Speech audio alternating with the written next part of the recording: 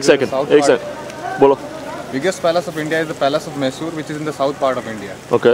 Then this is the biggest palace of North India. This is built by 22 different rulers in 400 years. From 8th to 16th century, the rulers they were ruling in Chittor, but in Chittor there were many attacks of the Mughals. So in 16th century, the Rana Uday Singh he came to this place and he founded Udaipur. But this is the biggest palace. This is not built by one Rana. This is built by 22 different rulers. And the palace you can see it's made in all marble. This is all local marble from Udaipur. Because Udaipur is a rich belt, all around Udaipur you can see the plains of Aravalli Mountains.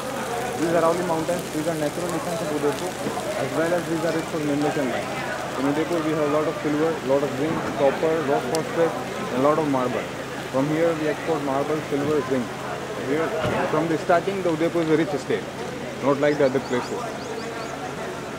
And in the 16th century the Rana Uday Singh he came to this place to hunt animals. That time this was a forest. Oh, okay. And he had hunted a rabbit near the Tripolia gates. You can see the three big gates there. They are known as Tripolia. And near that gate, he had hunted a rabbit. When he hunted a rabbit there, he saw the smoke is coming out from the other side. He went there and he saw one hermit in the meditation.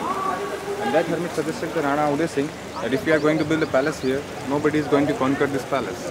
So by the suggestion of that hermit, he started building this palace. When you say hermit, is it a holy man? Yeah, holy man. Okay. Holy man, he was doing the meditation there.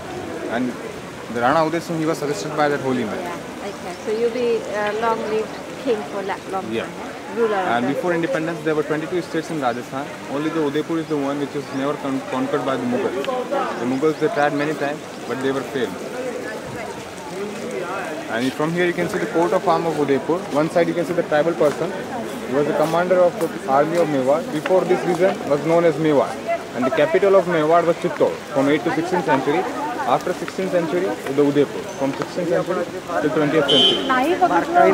One side on the left there is the tribal person, the commander of the Mewar army. On the other side there is Maharana Pratap, son of Rana Uday Singh and the greatest warrior in the history of Mewar. In the center there is a small shield that is Fort Chittor. Because that was before, that was the capital of Mewar.